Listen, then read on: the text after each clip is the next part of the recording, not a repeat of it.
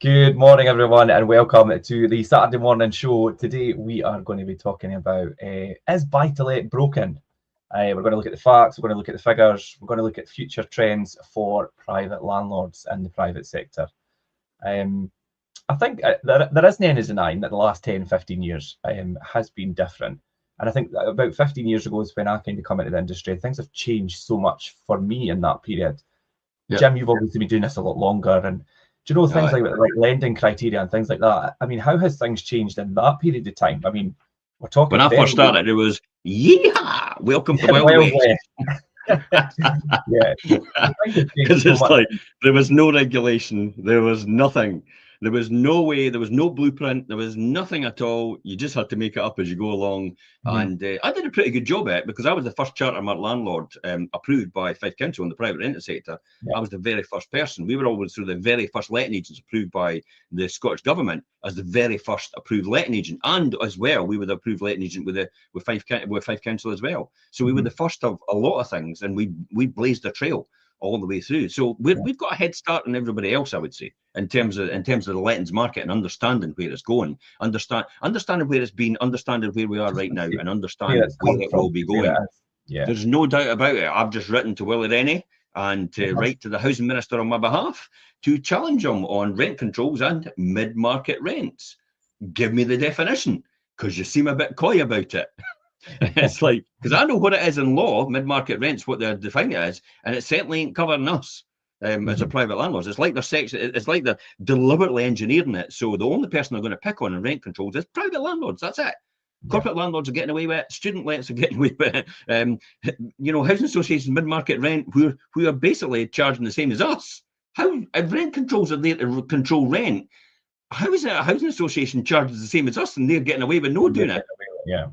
But it's meant to it's defeating the purpose. It's meant to control rent. So how are they getting away with it? Oh, because they're a bit more righteous. Wait a minute. You put your rents up more than me over the years, the housing associations. They've put them up more than me. Oh yeah, and I'm the one. And I'm the one. I bet your rents are higher. No, they're not. No, definitely not. So it just shows you the rent controls are they're deliberately engineering it to try and just get try and just pick on private landlords. That's it. That isn't right. That is not embodying what the legislation should be doing. It should be controlling the top end of the market and the rents that will go out of control that are not affordable to the general average of people. That's why mid-market rent is mid-market rent. So mid-market rent should really be the definition of local housing allowance, because that's 30% of the rent, over that period. And this local housing allowance exists, and then 30% gross it up to the 50% level. And that should be the mid-market rent marker. And everybody below that should be exempt. Everybody above that, rent control should apply to. Yeah. End of story. It's that simple. If you want to really control rents at the unaffordable level, that's what it should be, if that's what you're telling me. But there seems to be a totally different agenda by the government. I think that is, and for you to explain it like that, it makes totally sense to me like that. And I'd be interested if anybody else is watching and they're listening. Please jump in the comments if we've got time. We'll go through them, the questions, if you've got any on the topics that we're covering today. But yeah, you're absolutely right, Jim, and that makes sense to me. But there must be some sort of different agenda. But private landlords in the sector and things at the moment, I mean, there's changes in lending criteria, and it's meaning landlords are having to, put a lot more of their own money in. There's changes in tax policy that have affected, people's yields and things, changes in lettings legislation, which has changed, and what people do with their rental properties now. There's a lot more involved, so much more involved back in the Wild West days. And this actually makes me think it's like Living Rent, and I will name check them, and they're just a small tenant body, by the way. So they appear on television now as some mass force. They're not. They're just a way tiny operation, and they make themselves out to be the savior of the tenants. It's like, no. It's they're sitting saying it's a bit unbalanced, and the legislation should be more balanced towards the tenant. It's like, wait a minute. It's no balance towards the landlord at all. all the legislation in place is there to protect the tenant. None of it's to protect a landlord. Yeah. None of it. You show me any legislation that's there to protect a landlord. It's not. The eviction legislation is not there to protect the landlord, it's there to protect the tenant. That's why it's got all these severe restrictions on it now. You've got to wait till they get to this point. No fault evictions disappeared. You've got open-ended leases. So it's a complete fabricated lie. I'll call it for what it is. Yeah. It's going to be a good show, eh? Yeah, I mean, but these are all the burning things that obviously people will be asking and want answers for and don't understand. And like you say, because there's obviously agendas behind these things, and that's why it doesn't make sense to a lot of landlords. And do you know, I think as the private sector starts to move, I mean, it's long gone away for these short-term profits and things, and you know, corporate investment in that, and buy-to-let is kind of on the rise a bit. Mm-hmm. But with major institutions attracted by the long-term prospects of growth and income. Growth and income. Hold it. Yeah. That's exactly what nobody wants us to have. And all of a sudden, it's like, oh, we're going to exempt corporates from the legislation of rent controls.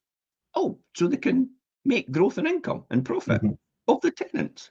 Sorry, I thought that was anti towards landlords. I know. So why is it okay for them to do it? The banks and the institutions.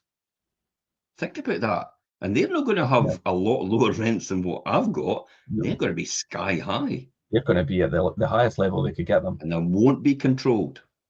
No. If anything needs controlled, it's these rents that need controlled. But they want to do that because they've got the clout. These institutions have got more clout than the Scottish government. They just tell them what it's like. And then the Scottish government goes, oh yeah, okay, that's fine. We'll do that for you. So do you think it's like they're the ones holding the puppet strings? Power. Yeah. It's all about power. We've got all the investment. We've got all the money. We've got all the job creation.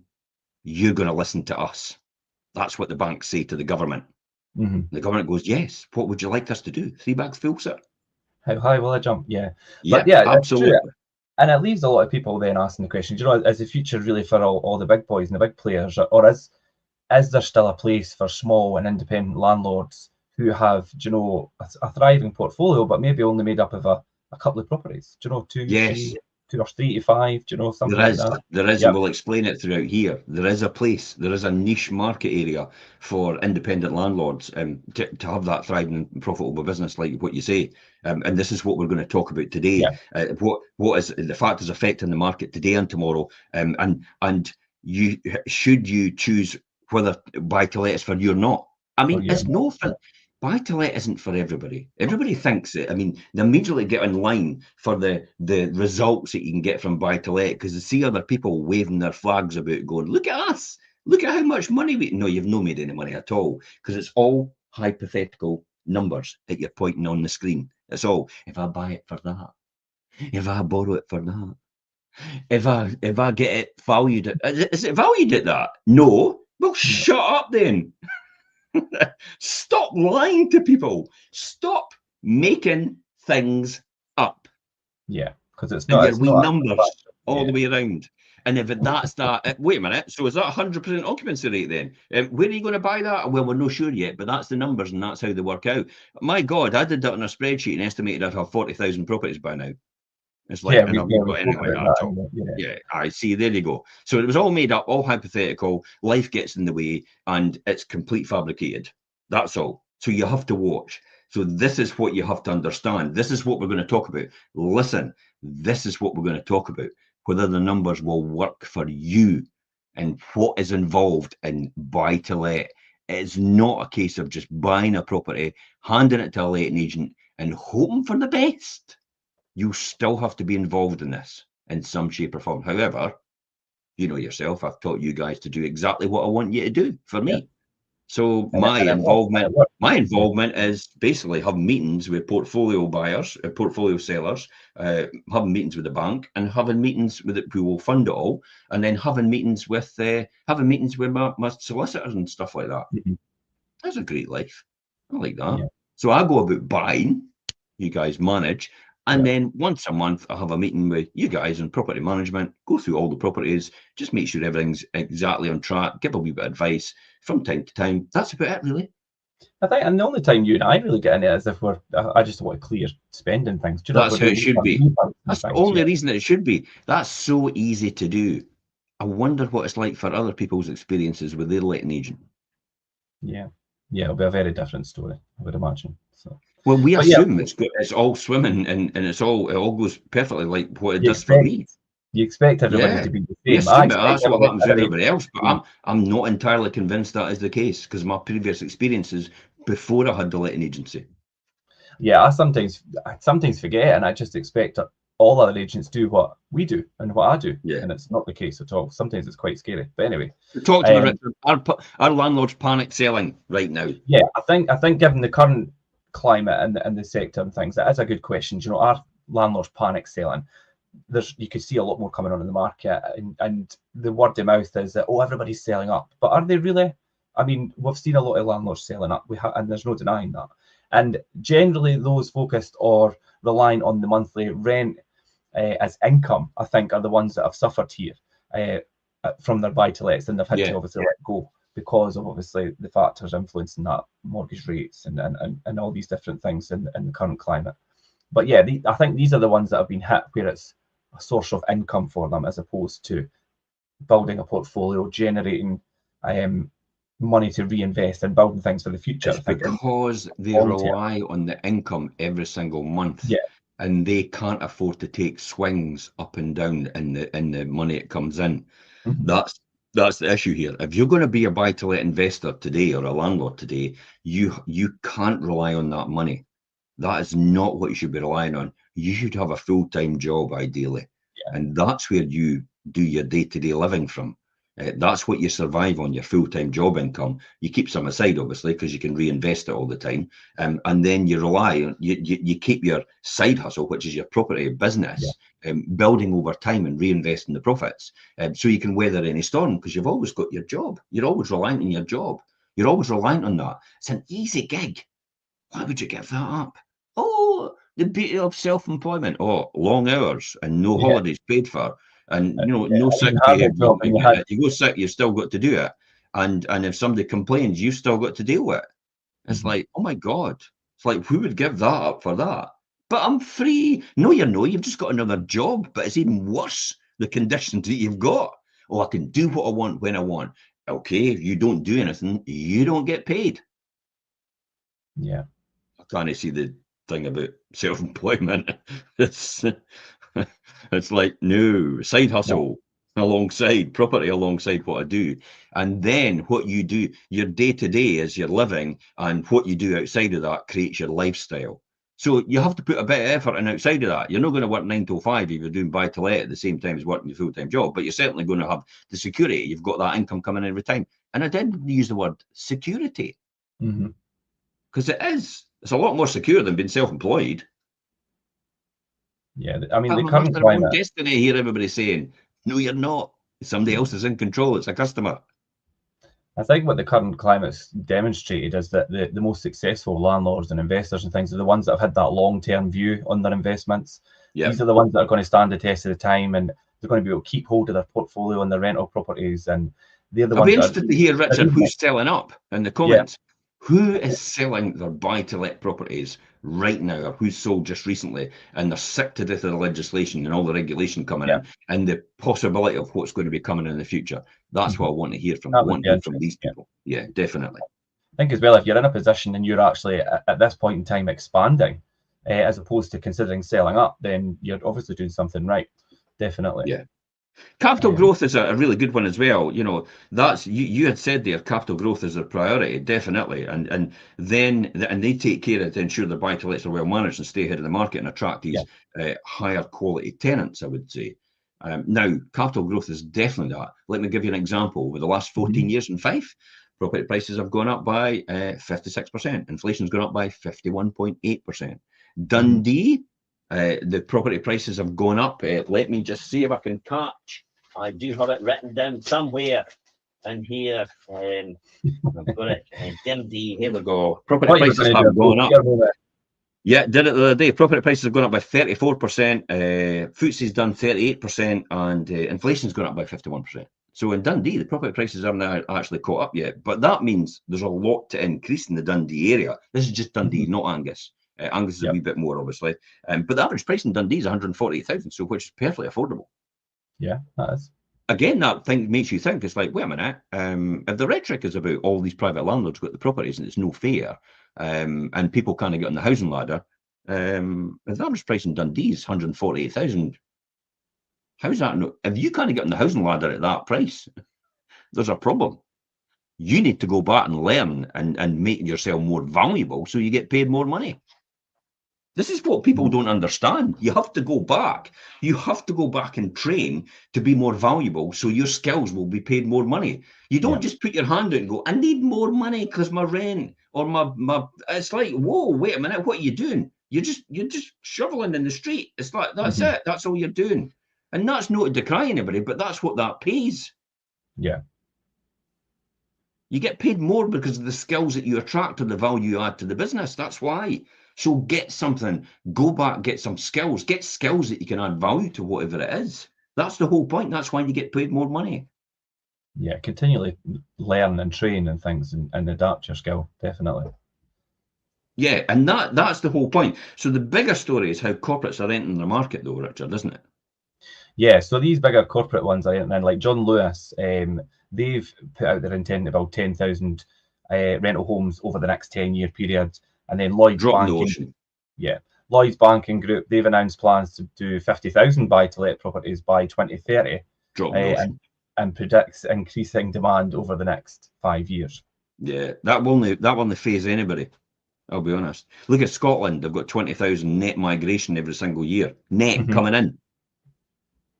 So you've got 20,000 every single year coming in, and there's 10 and 60, and that's just say for simplistic sake, that's over the next 5 years. There's 60, there's 12,000 a year. Wait a minute, we've got 20,000 net migration coming in. Yeah. It's not even going to bar an island. No. It's not going to make no difference. So you know this thing about your people panic selling. It's like I don't know why. Don't know why, because these numbers aren't a huge amount. There maybe might be a hit all at once if they're built all at once, because it might have an oversaturation at one point in time. But it will level out. I've seen it over the last 30 years. I mean, 10 years ago, I was sitting going, how come I can't get my houses filled?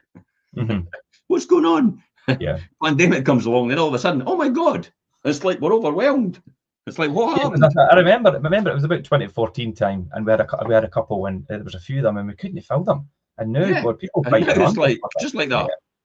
And it's like, where did these people come from? And it wasn't anything to do with affordability or anything like that, because if you're renting a house, you're going to be able to pay the mortgage if you're renting the house. So why do you just go and buy the house? Oh, but the house is unaffordable. But it is affordable because you're paying that. But right, the running costs are unaffordable. The running costs, that's what it is. Yeah, that's different. Because remember, the rent is the most you'll ever pay for a property. A mortgage is the least you'll ever pay, because you'll pay the repairs and improvements over the years on top of it. Yeah, look at on the flip side for renting. Yeah, of course. That's the benefit of renting for some people, and the short term is the fact if your exit and your entry costs added together is usually typically if you're living there for at least 2 years and then you're moving on, usually the entry and exit costs that you're paying to buy a house anyway and try to sell it again is usually typically that sort of value anyway. So you may as well rent for the 2 years and actually don't take the risk of holding a house and a mortgage in case the market does dip severely, and then you take a huge hit and you can't get your house shifted. Yeah. That brings me to, thinking about the lettings industry and things, and there isn't any room for amateurs anymore. And that is, I mean, definitely. I think, most of our landlords, and I would expect a lot of others, they're conscientious people, they're true to the profession, and they care about their properties and their tenants and things.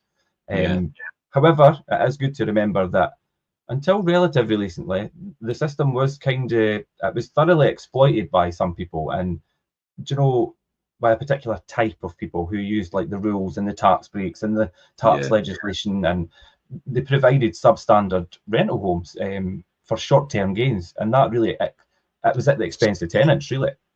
Let's be honest, it's very rare, but it still does happen. But unfortunately, these are the horror stories that get highlighted in the media, and then all of a sudden everybody gets tarred with it. I'll tell you, the other day I was sitting on one of the landlord groups, and a letting agent came on and says, what would you do in this situation? The landlord has insisted there was the broadband box was put on the wall, okay, so they had to drill through the wall to get the broadband box in, plugged it into the thing. So the landlord insisted they take it off and they reinstall it back to what it was like.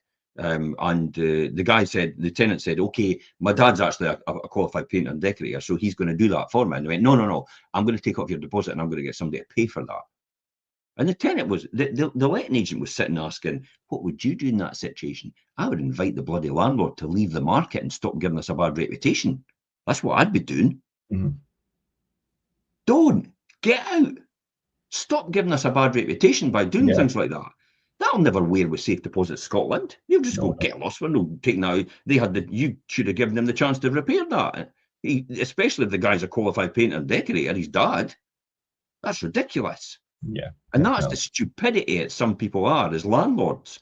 It's like, no, no, I want it like this. It's like, no, no, this is what the legislation says. This is what should be done. And you need to do that. Or if you're going to insist on that, get out the market and go and do something else, please. And that's my invitation. I've become completely intolerant of landlords that are like that. No, I totally agree with you. Definitely, 100%. And I'm surprised the letting agent just doesn't tell the landlord to get lost. But unfortunately, they want the money. Well, whereas I'm like, no, just forget it. You're either doing what we want you to do, or we're no managing your property anymore. Go to somebody else. Definitely not. Yeah, 100% agree. And let's run through a few things that kind of make up for a kind of unsavoury formula if you're doing buy to let. And I think I've listed a few things here. So buying the lowest quality property in the high demand areas. I mean, that's not something that you should really be doing. I mean, unless you've got a lot of money to then bring that right up to standard. I mean, don't be doing that. That could be a money pit. I know. Yeah, it is. It is a money pit. It's like the portfolio I just bought. It's like, oh my god, it's like I've got to spend about 300,000 or 400,000 on it. And, you know, you've spent a good bit already, and we've got some more to do. Losses. Mass losses, because I'm having to spend so much money on bringing these all up to standard. But I knew that was coming, and I forecast for it, so I'm fine with that. But that's the sort of thing you've got to do. You can't just take over somebody else's portfolio and just say, I'll leave it as it is. If it's like a dog with fleas. Yeah, and obviously, the whole thing about saying that you can't polish a turd, and that's effectively what they're like. So as soon as people are moving, or as soon as we can get them in to do something with them, then we'll do something with them. But the legislation stopping us. There's difficulties getting into some of these properties because they were historically from another landlord, and difficulties getting them sorted out. So that's why we can't get into getting anything done about them. You'd think people would be encouraged to actually say, yeah, brilliant, come in and do something.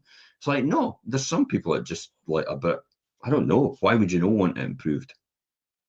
But it's one of these things, you're right, the lowest quality property, unless you're going to invest heavily in this in a high demand area, then yes, buying the lowest quality property could be a strategy for you, but it takes a lot of money to do that.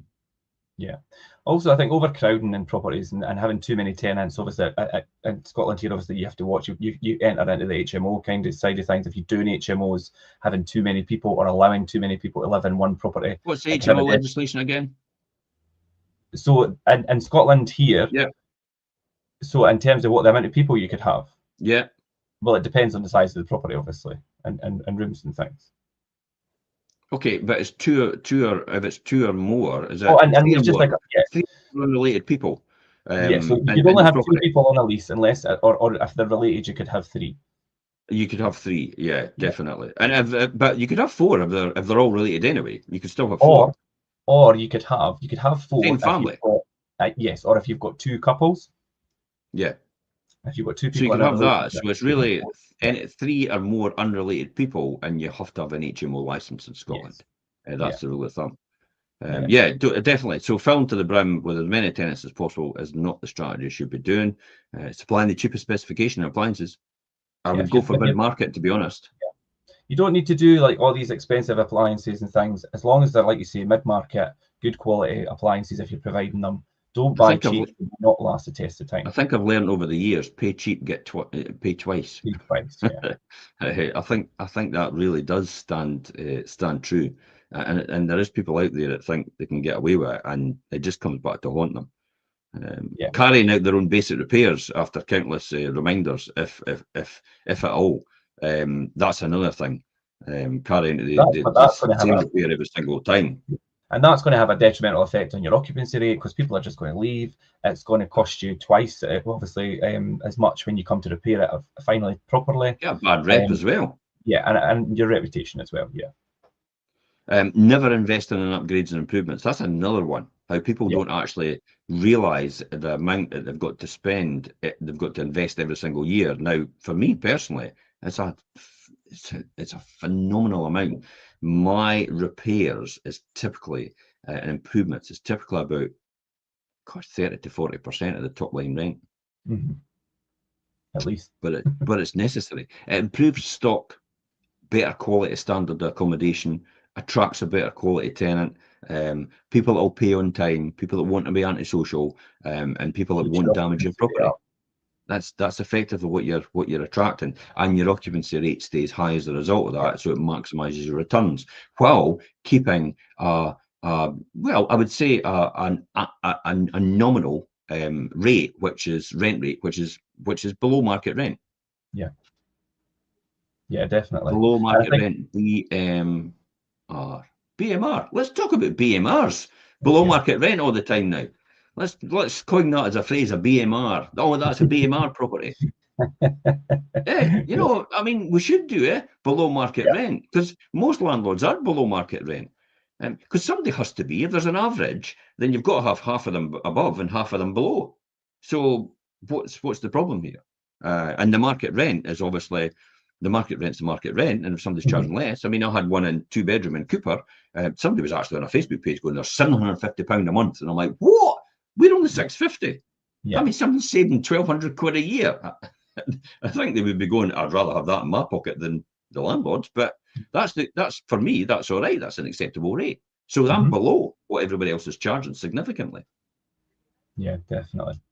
And when we talk about all like these changes and things, doing these gradual changes and allowable expenses and things as well, the loan to value ratios and the standards of habitual homes have made the business far less viable and forced these kind of landlords that to either up their game or basically leave the table. And I think that's quite a good thing. And I think everybody tuning into here should have a duty. If you're if you're the type of person that I'm talking about right now, it's what I do and all the rest of it, and you don't tolerate that as well, you should start calling these people out, because eventually they will leave the market and they'll actually we'll get a better reputation as a result of it, because you'll attract new investors who are prepared to actually put some effort and time into it. You see it over a period of time. People get jaded. You know, they get it's like you know what it's like, and it's no disrespect to teachers, but you get a lot of teachers who start off with great enthusiasm and the whole system beats it out of them. So by the time they're retired 40 years later, they're just grinding it out till they get to the finish line. And they've lost the enthusiasm because it's been knocked out of them by the system. The job that they had in the beginning. And I kind of think that's what happens to landlords sometimes. It gets knocked out of them. My first experience was when I met a landlord for the very first time, when I was looking at my first portfolio, first buys. And he did have 5 or 6 properties he was looking to offload, because he invested in Edinburgh and he didn't want anything in Fife. And he thought, I want to get rid of them. And I walked in one day and I was appalled at the state of the property. It's like, you're joking. And I couldn't say anything to him, because it was out of turn for me. I was inexperienced. I didn't know what was going on. This was 35 years ago, and I was there was water running down the gable, down the wall inside, actually just trickling down. And I'm like, what?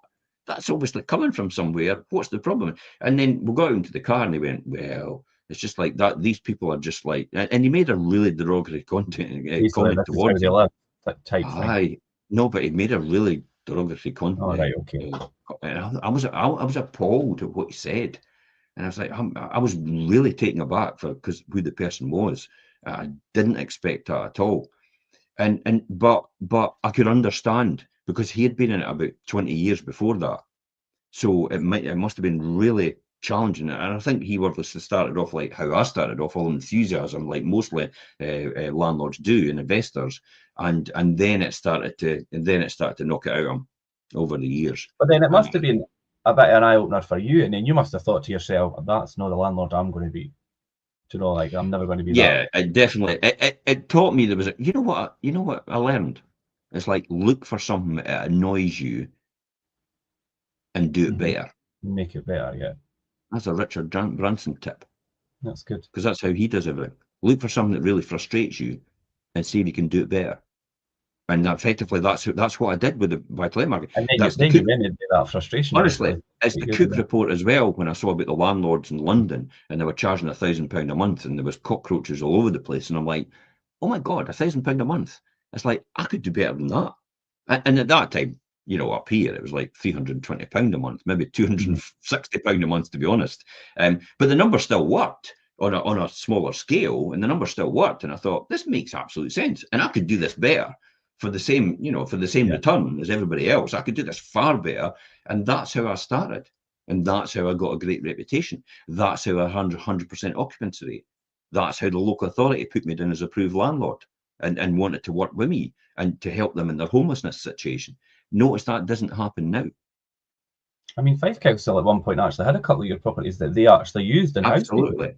Absolutely. And we used to, the private sector used to be a collaborative with Fife Council and used to help them all the time. That relationship doesn't exist anymore.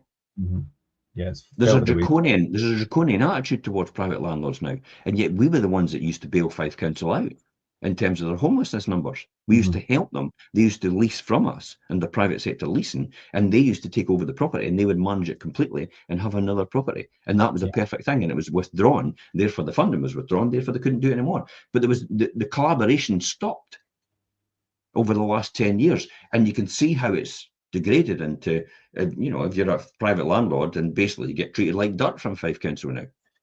Yeah, to a certain degree, you do. It's like Little Britain. Computer says no. Go away. That's Fife Council.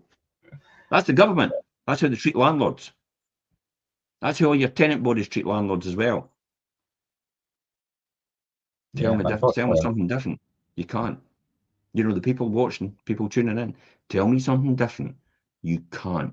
That's how Generation or Living Rent or whatever their name is treat landlords as well. And what we think landlords are like. That's exactly how it is. Imagine a population of people, you know, just maybe a small population of people in Scotland being spat on, being abused, being assaulted sometimes. You'd be appalled, wouldn't you? If it were a minority, which they are. And yet, as soon as you say it's private landlords, you go, oh, that's all right then. A lot of people would think that. That's all right then. Tell me something different. Go on, stick it in the comments. Tell me I'm wrong, because I'm not.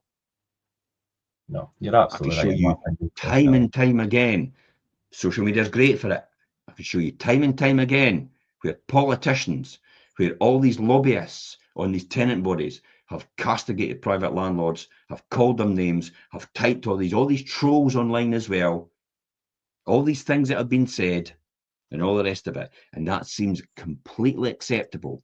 But if you said it was a totally different group of people in society, everybody would be up in arms. This is ridiculous. Oh, yeah. Why is Facebook allowing that to happen? Why is the government allowing that to happen? We need legislation. Landlords, who gives a fuck? Let's be honest. Frankly, yeah, no, you're right. I know, definitely.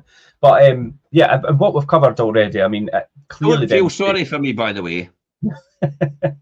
I'm in a great position. I know. And this is what I'm just going to say. That this isn't about sympathy for me. I'm talking about all the single unit landlords and just the one or two properties, which make up about 76% of the landlord population in Scotland, who are not driving about Ferraris, because you can't drive about in a Ferrari with one property. You're only earning about £6,000 or £7,000 a year in rent, and then you've got to pay your bills off of that. You're only coming out with £2,000 or £3,000 out of that. You're not going to afford anything of that. You probably afford a new kitchen for your property with that profit. That's about it. Yeah, new kitchen's probably about 6,000 at the moment or so. But I mean, the landscape has undoubtedly changed, and buy-to-let though is still a sound prospect. But as we've said, it's landlords who have got that long-term investment strategy mindset. That's who it's going to be viable for. A lot of these people looking to make the quick turnaround, these are the ones that have fallen by the wayside, unfortunately. Well, or fortunately, should I say. Let's talk about the housing shortage. Yes. This is the reason why you'll always need the private rented sector. Yeah. And the build-to-rent sector will never catch up with that. But the build-to-rent sector is not going to put a massive 600-unit block in Crail. They're not. They'll No. never get away with that. So who's going to put private sector leasing, private sector houses in for rent in Crail, or in maybe Dundee city centre for the private rented sector for the corporate landlords. But what about the outskirts, all the wee periphery places outside Dundee? What about all these wee places that have got, just maybe about 5, 6, 7,000 people as a population? They're not going to put big corporate landlords are never going to touch these areas. They're only going to touch places like Edinburgh, Glasgow, Dundee city centre, Perth city centre, but they're never going to go out into the suburbs and in these areas and the countryside as well. They're not interested because they could only make money on scale, mass scale. This is why the shortage of homes is going to continue, and it will never change. We are on an island with limited resources, labour. Yeah. Labour, not the Labour of the party, but labour to work, people to work, because we've told them all to go back home under Brexit. And we're not allowing them to come and work in the country anymore. So therefore, we've got limited resources. We are not producers of our own manufacturing as much as we used to be. So we have to import everything in, which is limited resources again, because they're concentrating their own. There's a rhetoric out there, it's America, is America first. In other words, we're not sending anything to you until we're all right first. And that seems to be the rhetoric that's going around the world now. It's like, no, we'll look after ourselves first and get that sorted, and then we'll sell some stuff to everyone. But we'll sell it to ourselves first. We'll make it for ourselves first. Maybe that should have been the policy in the first place. Yeah. But we seem to have decimated our industries and actually just allowed them to go overseas without putting anything in place for the fear of being called protectionist. It's like, okay. But then where does that leave? Where's that left? Yeah, you'll reap what you sow. And exactly what we're reaping right now. And this is why there's a shortage. So the shortage is not only underpinning rents and property values. The sell-off, nobody built any council houses after that. Stop blaming Margaret Thatcher. No. I'm not going to protect her or talk about her, but the reality was the sell-off of council houses was the government couldn't afford to refurbish them all because they had to. There was going to be billions and they had no money to do it. So the only solutions you saw at that point in time was, let's sell it off at a cheap discount to people to get rid of our liability to improve all this stuff. Yeah. The stupidity of it was fiscal policy at the time, though, because we were knee-deep in debt from the Labour government, remember? Well, you'll not remember. We were knee-deep in debt. Inflation was at 25%. You think inflation was bad with the 10%. It was at 25%. Interest rates were at 19 to 20% base rates as well at that time when she took over. Debt was astronomical in proportion to what it is now per head of population. It was huge. If you take out inflation and take it all the way back to there, the debt level we've got now is nothing compared to what it was then in the same real terms. And she had to take account of that and get that sorted. That's why the council houses were sold off for that reason. But the difficulty is there was no coherent strategy. So when it was all over, did the Labour Party build any new houses? Once the Conservative Party was out, did they start building new council houses? No. Did the SNP start building new council houses since 2006? No. So you all had your chance to do it, but you failed to do it. The fault lies with existing governments, not with the government from 1980s. Yeah. So see the sell-off of the local authority properties at that time as a business decision, given the circumstances, was probably a good decision. And if it had been followed up with building new houses at the back of that, it would have still been a good decision. That's just they had no money to build new houses, though. That was the problem. Right. Because of the debt levels, they couldn't borrow any more. It was impossible because they would have tanked the economy even more, and it would have been even worse. And inflation would have gone up anymore because effectively to borrow, you've got to print money. So as soon as you start borrowing, as soon as you create new jobs, as soon as you build new houses, there's more money in circulation in the economy. Therefore, people spend more money as a result. Therefore, inflation continues to go up, and base rates continue to go up as well. So there had to be a point where it was like a tipping point where it says, "This is the crisis. We'll have to let it happen." or this will never go down, it'll never be under control. Look at places like Argentina and Brazil. God, they used to, and sometimes they just carry their blooming salary in a wheelbarrow, because it's like they've decimated their economy, and inflation's so high. It's like they've started at the start of the week, and by the end of the week, they're getting paid about 4 times as much as what they started with. But it's worthless, because all the prices have gone up so much. They need about $1 million, whatever their currency is, in order to buy a can of Coca-Cola. That's crazy. Yeah. Aye, it's mental. But that's what happens to an economy when it goes out of control and it's completely burdened with debt. These are the sort of things. Let's get back to this. I mean, I've gone off sidetrack. No, you're fine. You were saying that. To do that. So attracting the best tenants and keep them for years. What's the numbers? What? Because you looked at the numbers the other day for 2025 about where they're expecting and all the rest of it, and rental growth. Yeah, so you were saying about obviously the shortage underpinning like rents and property values and things. So, and looking at the numbers, the average UK rents are expected to rise 4% this year in 2025. We're looking at the average UK rental costs. They have risen by £3,240 since 2021. Now that's a 27% increase compared to earnings growth, which is only 19%. So you can see the difference there. Remember, that's the average UK. That takes into account all the big cities and stuff like that. I mean, my rents have never increased that amount. No way. I mean, we were lucky, but I was lucky if I've got 3 or 4%. These are Zoopla stats for UK, so it does pull in like London and the cities and things. Because you could cry, you could say that's ridiculous. It's like, but it's not. I mean, Zoopla still says that the average rent is way below £1,000 in Scotland. Yeah. And yet they're on the radio today. That's the thing I saw, saying it's reaching £1,000. No, it's no. Zoopla's got a huge amount of information, because they do real-time information, because they're a big rental website where everybody advertises. So they collate all that information, and it's them it tells us. So they're telling us it's a lot less than what the media is telling us. So where's the media getting their made up statistics? We'll take that. We'll take that, because that justifies our way, and we'll take that. Oh, that'll bring the average rent down, so we'll leave that statistic out. That's what they do. Lies, damn lies, and statistics. You're talking to a statistician, an accountant as well, by trade.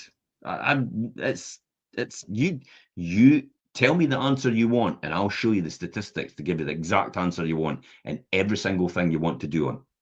There's always information out there that will give you the answer you want. Yeah, definitely. And then inquiries for rental homes, that's remained nearly a third, or 31% higher than pre-pandemic figures. And according to Zoopla, the supply of rental homes is 43% down on the 5-year average. So there is less properties, there's more inquiries, less properties, which I could vouch for, obviously doing lettings frontline at the moment. And tenancies are lasting longer than ever. And that's creating fewer void periods and a wee bit more stability, but it's obviously reducing the amount of property that's available. Yeah, definitely. So that means then landlords and their rental homes are constantly and urgently required. And the market looks to stay that way for quite a long time yet.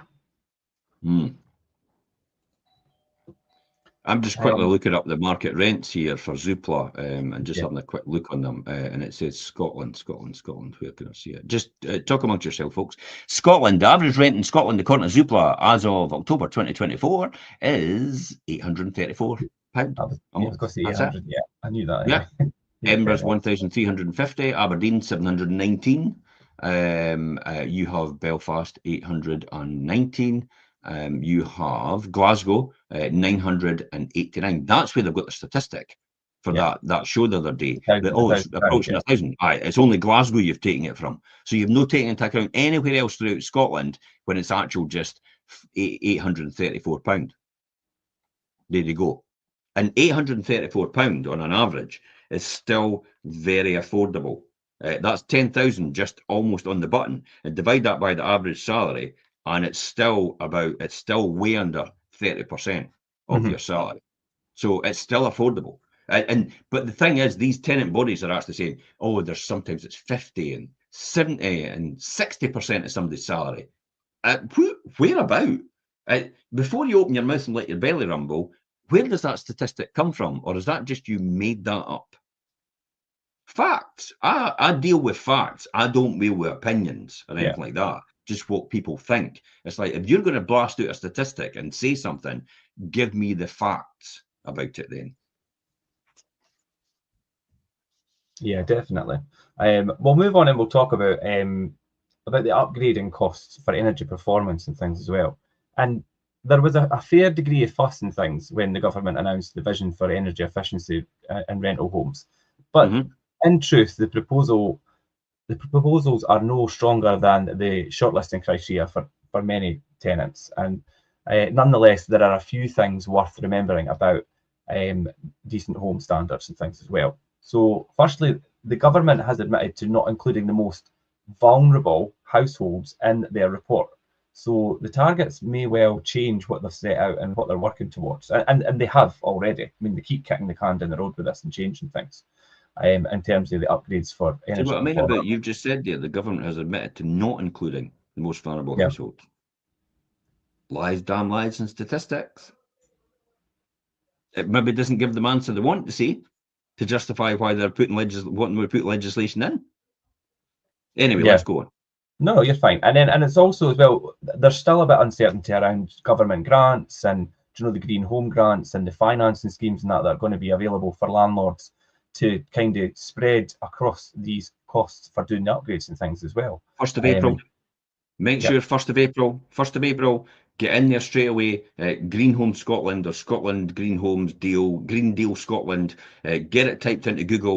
Get yourself in advance so you can apply, because the new budget will be released for the Green Deal schemes, and there might be opportunities for private landlords to get upgrades in their energy efficiency and heating and insulation, as well as tenants that actually qualify for it. You may be on benefits and you think to yourself, you want to bring your energy costs down, and maybe the landlord has a really good boiler in anyway. It's maybe but you could get a better one. It could improve it even more for you. Then by all means apply for it. So come 1st of April, get there and just do a check now to see who the right people is to go and see on Google, and that's a really good way to do it. So watch out for that. Improving EPC improving as well, rating isn't necessarily expensive. It can be done. It can be done at the same time, can't it, Richard? Because I mean, when I do refurbs, the first thing we think about is where's the EPC now, and maybe we should do some of the improvements right now. Like for example, insulation's a big one. LED lighting's another one. These are all simple measures. It can be done. TVRs on radiators, the thermostatic valve controls. These are another one. It could be done at a low cost, and that's another energy efficiency thing. So LEDs, I think it's TVRs they're called, and insulation. TVRs. Yeah, and if you can do that, you probably update your rating. But if you look at your EPC right now, it will tell you recommendations on the EPC to be able to tell you what you should be looking at, and look for the low-hanging fruit. Look for something that's really cost effective. Don't look for I'll get a ground source heat pump at 20 grand and it's going to save me 500 quid a year. That's crazy. I doubt it's going to save 500 quid a year, to be honest, because there's people out there now in Scotland saying, I've got a ground source heat pump and I'm paying even more money than I was before now. Yeah, we've got a couple.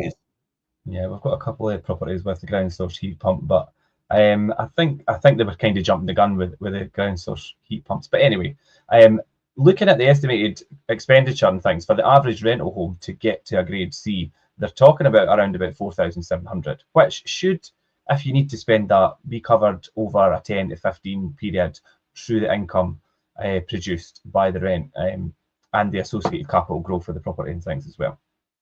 But then you've got to find the 4,700 in the first place. Yeah, of course. To get that. And it's the outlay in the beginning. And then you think to yourself, actually 4,700, I could do something else with that, which would probably give you a better return than actually upgrading the EPC rating. So this is the dilemma, you see. This is why landlords are Xing, because it's like, my God, I've got to spend 5 grand to get that done. So and how much profit am I clearing every year? What, 2 grand? So it's going to cost me 2.5 years worth of profit or income once all the profit is what the overheads, rent, overheads, interest, and all the rest of it to the bank are paid. The letting agent, insurance, all these different things, and general repairs from year to year you've got to do anyway. These are all things that then you've got to think about. It's going to take me 2.5 years to even get this money back. Yeah, And this is where landlords that are reliant on the income, Richard. This is where they suffer. That's why they can't do it. So they just come to the conclusion: I'm either going to run it down and let the tenant live like this, and the house gets run down over time, and eventually they go, I need to sell. I can't afford to do it up. Another landlord maybe takes it over, or a property flip where another investor maybe wants to do that, or they just put it on the market and sell it, and then the tenant's actually homeless. All because of legislation that was put in place that, I'll be honest, no one else in the world seems to be doing. Yeah. It's like, I get the impression we're the only people actually upgrading our EPC ratings. It's only Britain, and the big impact of us upgrading is a 1% improvement right across the world.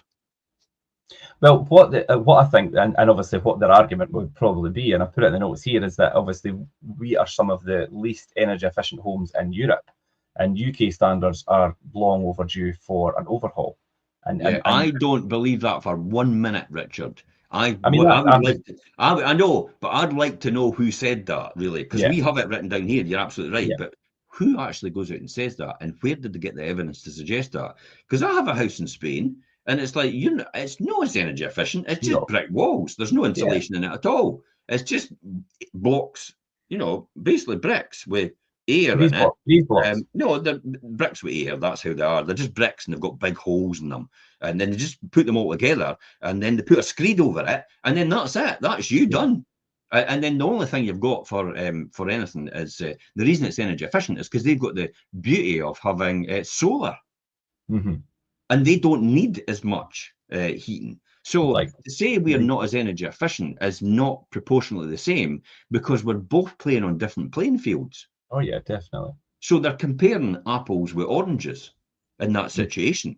It's like, how could you compare a house in Spain who relies on solar and it's no bother for them, whereas somebody in Scotland is like, what the hell are we going to do? It's like, whatever we're going to do, it's going to cost a fortune. Yeah. But I tell you what we do in Scotland, which we excel right throughout the whole world, and we have a net zero at some point for the energy we generate every year or every month through hydro. Wind and water. Yeah, Scotland actually offsets in some months. Scotland actually says, we actually produce enough energy to power every single house in Scotland for that. Unfortunately, it just goes all the way to England, and they go cha-ching and put it in the bank and go, how much would you like? Oh, no, sorry, here's your pocket money back.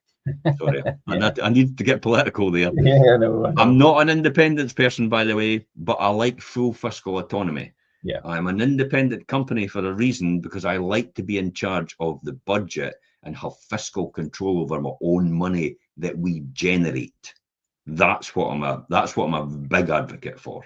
If we generate the money in Scotland, it stays in Scotland, and we decide what we do with it to invest in an infrastructure in Scotland. Yeah, definitely. But I mean, there's no denying better homes are better for everyone, and an improved energy performance will help you to protect the value of your buy-to-let whenever you come to refinance or sell. They're going to start taking that into consideration, your EPC rating and things as well. I get discounts on my mortgages already for EPC ratings. Yeah. So it's brilliant. So there's obviously an incentive there to do that. It's not a huge amount, but hey, you get it anyway. And I don't go out my way purposely to go, oh, I'll have to get that done and get all these EPCs, because you're only talking about 0.1%. I mean, 0.1% of if your mortgage is 75 grand, for example, 0.001% is £75 a year you've saved. I've just put a grounds receipt pump. What's the payback for that? 20 grand. 20 grand. That'll take a while. 75 and 20 grand. 20 divided by 75. It's going to take me 266 years to get that money back. Just to pay that ground source heat pump off. It's a bit ludicrous when you look at it like that. Aye, Patrick Harvey's an idiot. Eh? Yeah. Well, I'm really political today, am I not? I know, no, not really. You've touched on a few things, but I think I'm in agreement.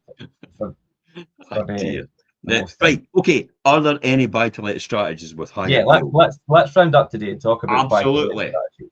And I'm going to say this, Jim, and you're going to obviously say no, but I was going to say, well, while huge 10% plus initial yields from single lets are mostly behind us, it doesn't mean buy-to-let isn't profitable on higher yields. But I mean, you would disagree with that statement, I think, Jim. I would completely disagree with that statement. Yeah, I know you would. If you get your numbers right and you do it right, then you will get 10% plus yields on a property. It's just the very fact that a lot of people go into buy-to-let and they buy the wrong types of property and they buy at the wrong price. They don't understand what they should be doing in order to make sure their tenants looked after, make sure they've got enough revenue generated every single year in order to reinvest in the property as well for the tenants' purpose, for the tenants' benefit. Not for your benefit, for the tenant's benefit. Make sure you've got that. That's why they run out of money and then say, I can't replace the boiler, I can't fix the roof, I can't do the heating system, I can't put a new kitchen in, I can't put a new bathroom in because it's just too prohibitive because I've not got enough money. That's what's coming with rent controls, by the way. That's what will happen, is tenants will suffer because more landlords will cut back on their improvements, because they won't be able to have enough money coming in order to do that, especially the ones like me that don't charge an appropriate market rent and actually are way below that, and we will suffer because of that. That's what's going to happen. But the raise the return on your rental home. This is actually a really good one. We put a blog in here about buy-to-let boosting, about how to do a buy-to-let booster, the tips on how to boost your buy-to-let, and we covered different ways in which you can raise the return on your capital growth and your cash flow and your long-term planning and optimizing your investment for now and in the future as well. So that's on there. So you can click on that and watch that show and that blog from before, just like this, but in a different format. We talk about different things every single time. I'm surprised. I mean, we do a lot of these shows. I mean, what we're up to, about 150, 200 or something like that. 200. This is episode 230. Yeah, and you would think we'd be repeating the same thing over and over again, but we don't. It's completely different. It's just we touch on the subjects. Yeah, but we take into account what's happening, but we say it in a different way because we're learning in different ways because we're students at what we do. So we're learning quite a lot. Multi-lets and HMOs seem to be more predominantly into England, and you get them in the main cities, but you don't really get them any other place, to be honest. You could double or triple your monthly income of your property if you can take 5 or more unrelated people and living in on a separate tenancy. But remember, you'll need a license from a local authority to do that, and there are stricter fire regulations. So you've got to pay a lot more money for that. And then you've also got the fact that a tenant might move out within 28 days notice because there's no longer fixed term tenancies. DRP is still associated with HMOs in Scotland, And so that's the primary measure. You can also consider building to rent. I mean, corporate organisations are doing it. You can obviously invest in a fund with a corporate organisation that does that, and just that's fine. I'll just invest I'll just invest with one of these funds. They're obviously going to do it, so I'll just invest with them. Some people do that. They just want a hands-off thing.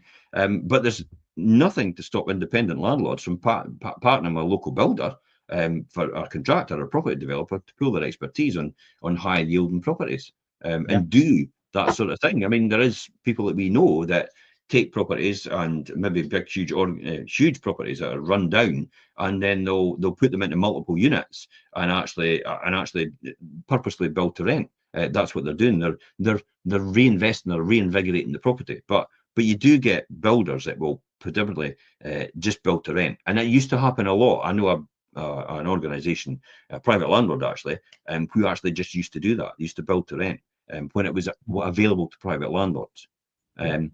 The final one for me is probably invest in less popular property. People's dream homes to buy tend to be either period properties or brand new ones. However, this is the key here. Some of the highest yielding properties in buy-to-lets are homes built in the 1980s, 1990s, and the early 2000s, because the rent they achieve against the lower purchase prices. There's often ones as well that I've bought, they are over 100 years now. 1920s properties. And they are still standing. See, when you're timber frames, I don't think timber frames will last as long as what these properties have lasted.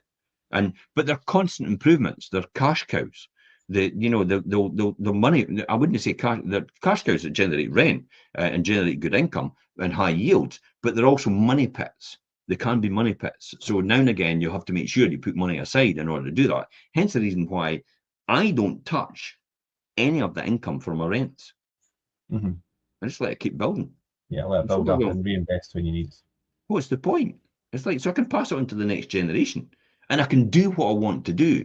So if I need to give a tenant a buy because they're going back to college, or I need to give somebody a low rent because they're trying to improve their quality of their life, then or I need to give somebody a wee break because it's just they're falling in hard times, then yeah, I can afford to do that.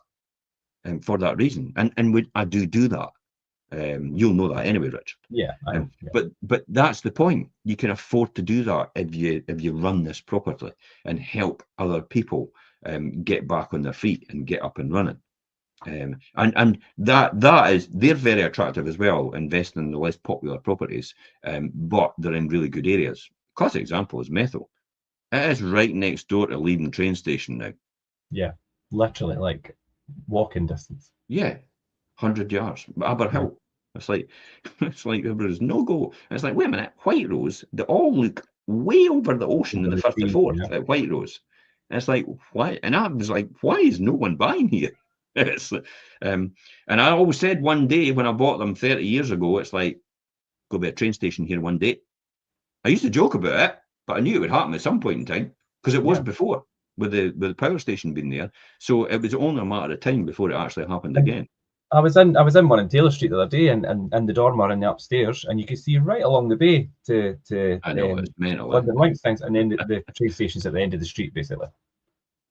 So what happens? The people that generally live there get jaded by everything, and they don't see the bigger picture because they're micro. Whereas the macro people see from further afield, like myself, and they look on a bigger scale and look like, okay, what's happening here? McDonald's is going over there, Starbucks is there, train station's going here. It's like, wait a minute, this is right for appreciation. Yeah.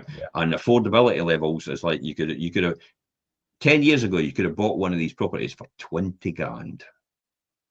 And in 10 years, they've actually gone up about 3 times. 300% in 10 years. Things that they're going for, And think about the investment you could have had. When I sold before the credit crunch, they were at the same price they're at now. And that was 20 years ago almost. Same price they're at now is when they were at in the credit, just before the credit crunch. What does that tell you about the appreciation that's there? It's potential to go up. Didn't have the train station at that point in time. Very affordable. 60, 70 grand for 2 and 3 bedroom properties. Rent 2, 3 bedroom, probably about 650. Yeah, 550, 600 for a 2-bed anyway. So 600, 2-bed times 12 is 7.2, and a 2-bed would cost you 60 grand. 12% return. There you go. Told you. Which is in contradiction of that statement that the 10% plus returns are long gone. Yep, and you know where to look, and you know the places, and all the up-and-coming areas. Look at London. Look at what happened with London and all these areas. Places like, it was at Camden. It's like, that's back and beyond. And the next minute, Camden's a thriving area, and it's worth a fortune. Yeah. It's like, where's the Battersea? Battersea, it's like, oh my God, don't touch Battersea. And the next minute, Battersea's a thriving area. It's all these different places. And so it's only a matter of time. Remember, we are on an island. You can only build in so many places, and the population is continuing to grow, and people are continuing to come in. It's nothing to do with people coming in, by the way, because we need more resources in order for people to work to grow the economy. We don't have enough people. We're sitting at the lowest unemployment level ever. We've not got enough people. So that's the key here. That's when you can see all these things conflicting with each other, you know straight away this is still a great market to be in. Yeah, definitely. And like we just run through there are many different buy-to-let models, and there's plenty of opportunities out there for a healthy business. So the question is, buy-to-let broken? The answer for me would be no. No, it's just it's getting a beating. Let's just say buy-to-let with a person to be standing there as the person, and you'd have the tenant bodies hitting it with a stick. You'd have also, I'm talking about a big stick. You'd also have the government's hitting it with a stick, that person. That's what they're doing right now. And I'm just taking the hits. Yeah. So what? I've seen it all before. Been here before. It comes and goes. That's it. If you're in it for the long term, it makes absolutely no difference what happens in the short term.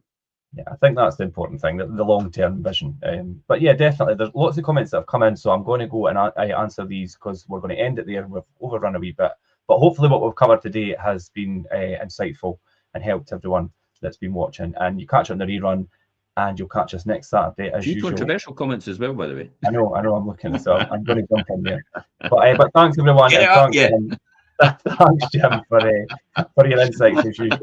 And we'll see you next Saturday morning for the Saturday morning show at 9:30. Bye for now.